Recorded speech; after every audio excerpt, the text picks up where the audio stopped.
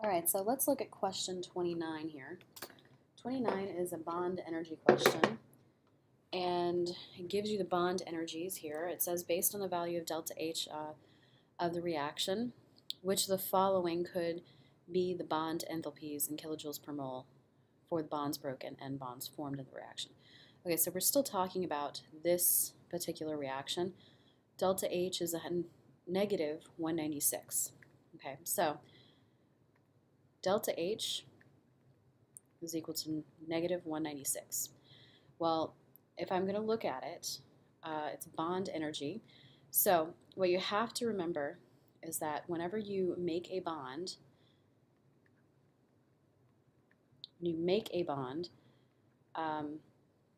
you release energy, which means delta H is negative.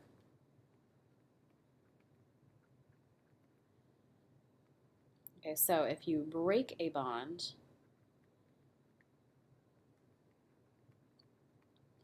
that requires energy. So it requires energy to break the bond, but it releases energy when you form it. So delta H would be, that should be negative, not negative 1, is equal to a positive number. All right, so when you look at bond energies, if you are making them, you make the energy negative. If you are breaking them, it should be positive. Okay, so let's go ahead and draw out the reaction of hydrogen peroxide decomposing. Mix water and oxygen gas. Yeah, okay. So let's draw out the diagrams. That's what you have to do. So H2O2, the oxygens are going to be in the middle because they can make two bonds.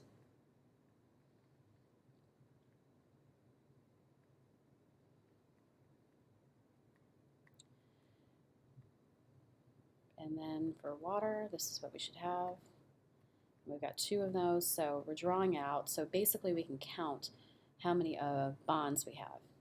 All right, so if I look at this right here, I have two O bonds like this. I have four HO bonds. And those are the bonds I'm breaking. And then for the bonds I'm making, well, I'm making four OH bonds. And then I have one double bond between oxygen. Well, okay, if I'm breaking these bonds and I'm making these bonds, technically they'll end up canceling each other. So really what I need to do is I need to see which one is going to net me negative 196. So when I look at these options, what I would do is I would just start plugging numbers in. And I would ignore the four HO bonds right now because technically if you break them here and then you make the same exact number here, they should be the same amount of energy. All right, so let's look at the OO bonds. So that for this one would be 150. And for this one would be, for double bond, it would be 500. All right, so anytime I break bonds, that requires energy, so that's positive.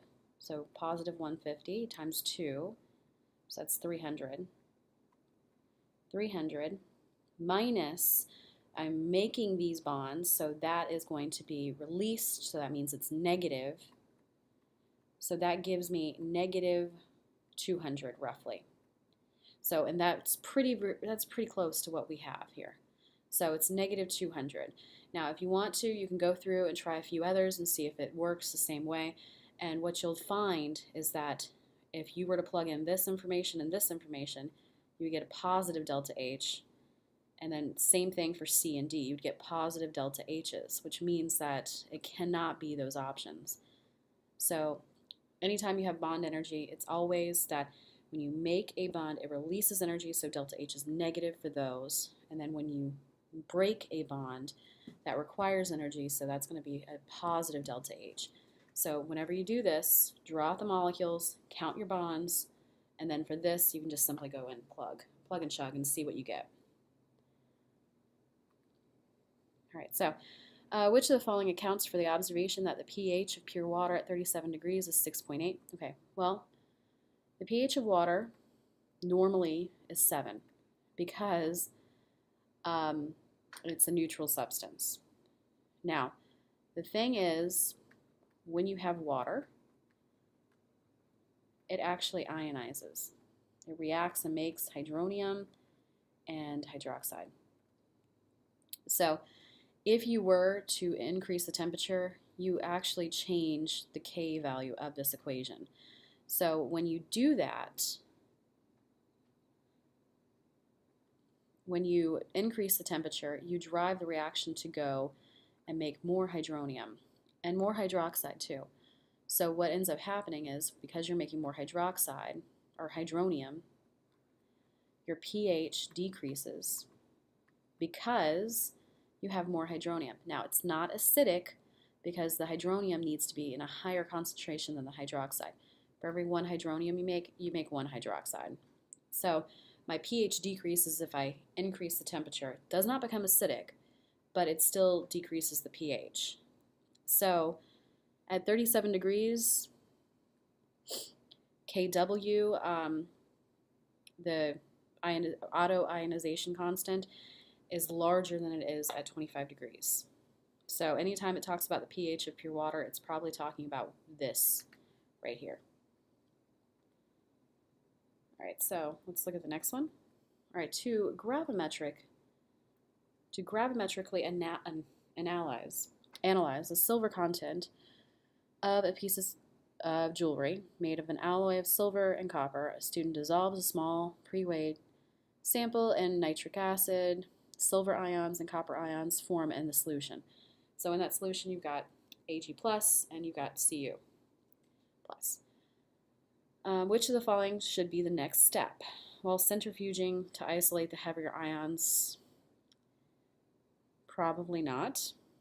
Silver and copper, I'm pretty sure, I know silver weighs more, but that isn't necessarily the best thing to do.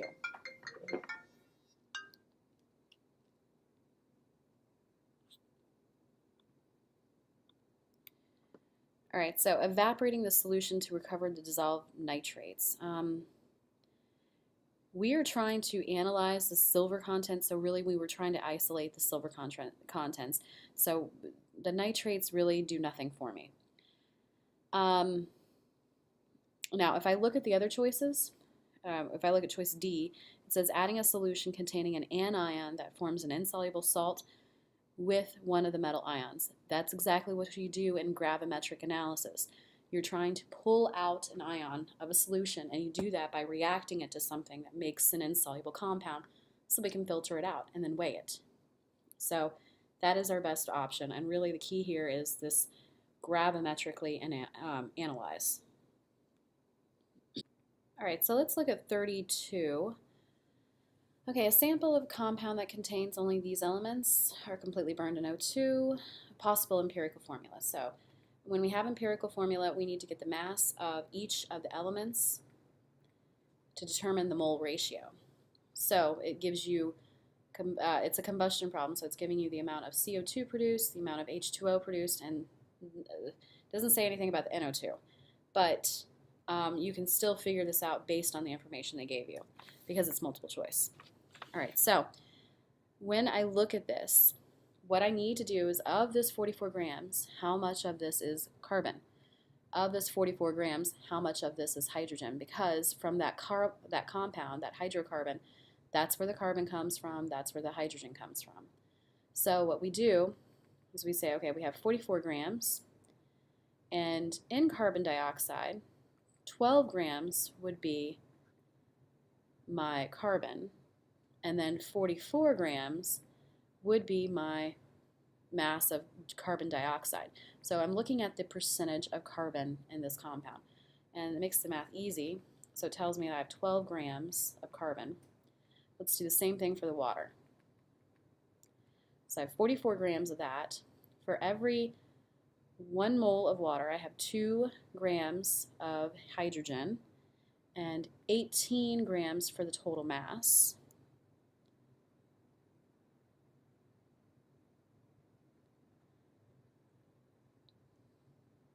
All right, so when I do this, it's 90 over 18, which is easier to do. So 90 divided by 18 is about 5.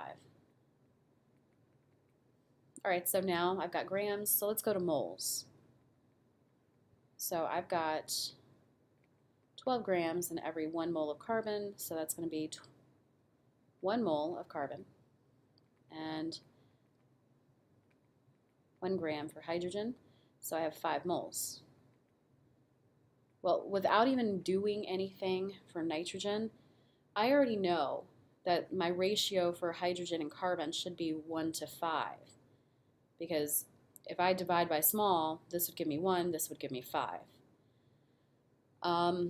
So, because it's multiple choice, I can already see that it's going to be choice B here.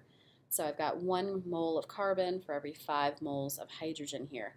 Without even looking at the nitrogen, I know that that's probably what I'm going to have. All right, so for this one, the dissociation of a weak acid is represented by this equation. Adding which of the following 10 milliliters would increase the percent ionization? So basically, I want to go in this direction and make more hydronium and more fluorine. Well, automatically I can eliminate one choice, because if I put Kf in there, I'm adding F minus. If I add more F minus, it wants to get rid of it and go in the reverse direction, so it can't be this one for sure.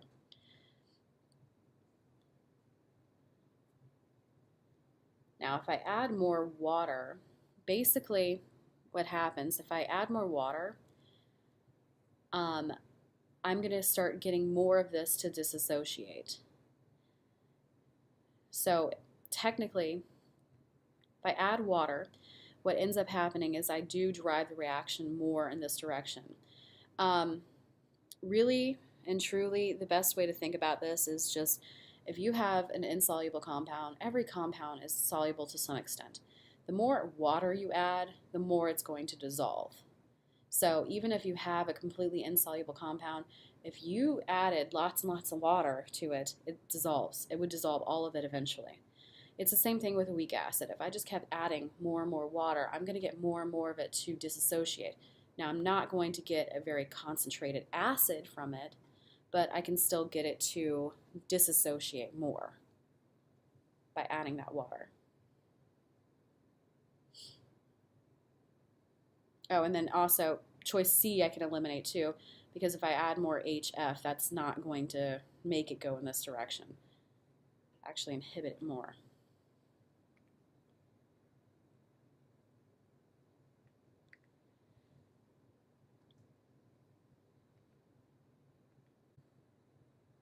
All right, so looking at question 34, you're given 3 reactions here. It says that CaOH precipitates out when 1 gram sample of CaC2 is added to 1 liter of water. Okay, so if a 0.064 gram sample of CaC2 is used instead and all of it reacts, which of the following will occur and why? Okay, so basically if you read through the choices, it says it will precipitate out because Q is greater than K, Q is less than K. So basically, looking at just my answer choices, I know I need to look at the K expression and I need to find out what Q is. So sometimes it's a good idea to just go, if you're trying to figure out what to do, read through the answer choices and see maybe what direction they want you to head in. Okay, so let's do that. What we're going to do, we're going to look at what Q is. So we need to know the concentrations of the components in this reaction. So basically, if we're looking at K versus KSP, we're looking at the KSP dissolution equation. I want to know if this is going to precipitate out or not. And all of the choices indicate that that's where we're headed. So we have this as a solid. It's going to break up if it dissolves and make this. And 2 hydroxides. Okay, so this is our dissolution equation. So anytime we're dealing with KSP, you should have an equation where something is insoluble and it's dissolving. All right, so now it tells me that I have 0.064 grams of this. And then basically, in the first reaction, I'm making calcium hydroxide. So I want to know, if I do this reaction, am I going to get calcium hydroxide to precipitate out or not? So will it stay in the solution, or will it actually form the solid like it should? All right, so I need to know how many moles of this I started with then. Well, I have 0.064 grams of CaC2, and its molar mass is 64. So let's figure out how many moles that is. Ooh, this looks like it would be easy. Okay, so let's move the decimal point. 1, 2, 3. So 64 divided by 64 would be 1. And let's move the decimal point back. 1, 2, 3. 0.001.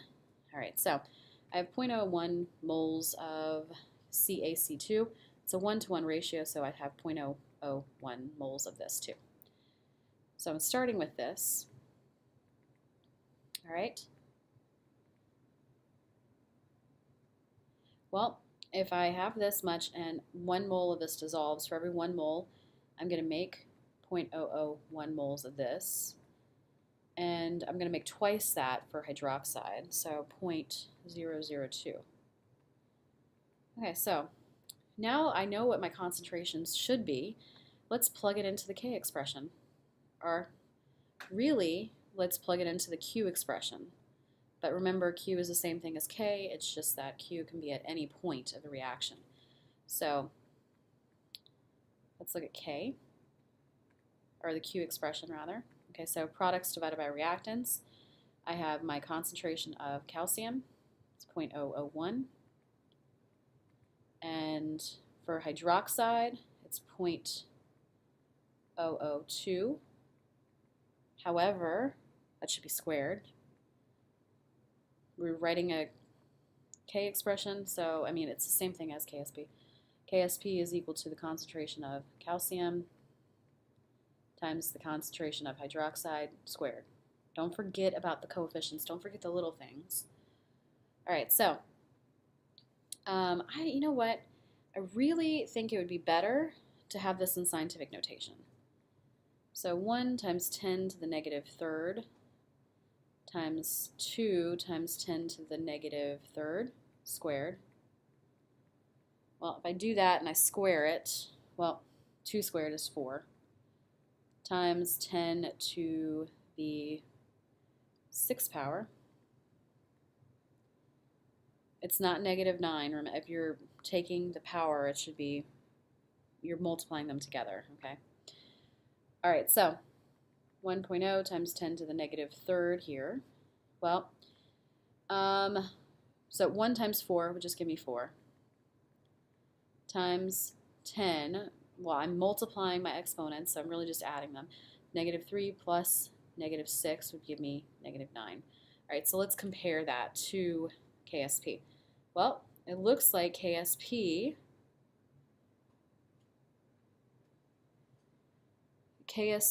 is greater than Q. So this is Q, this is K, and this is a greater number. Please be very, very careful about this. This number is actually bigger than this number. So K is larger than Q here. This has a smaller exponent, which actually means it's closer to 1. Be very, very careful about that. All right, so if I'm looking at whether it's going to happen or not, so whether the reaction is going to happen or not, I need to know where the reaction is going to shift. So I can use my trick. Q will shift until it gets close to K, or it becomes what K is. So K, in this case, Q is smaller than K, so it's going to shift to the right-hand side, or the product side. So if we're shifting to the product side, we are making more ions here. Since we're making more ions, the solid is not going to precipitate out. So it should be choice D.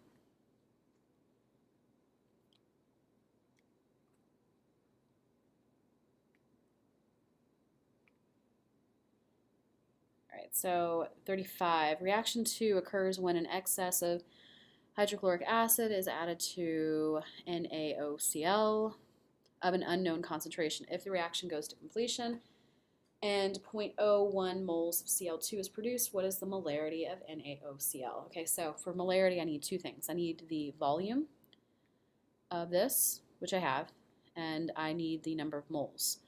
So it doesn't give me the moles of this, it gives me the moles of Cl2. So I need to see what the ratio is here.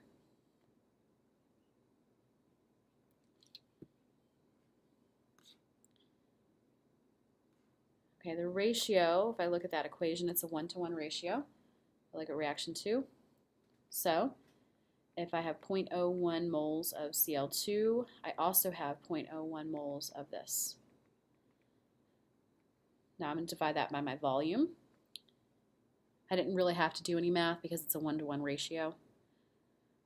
All right, so 100 milliliters would be 0.1 liters. All right, let's move the decimal point. So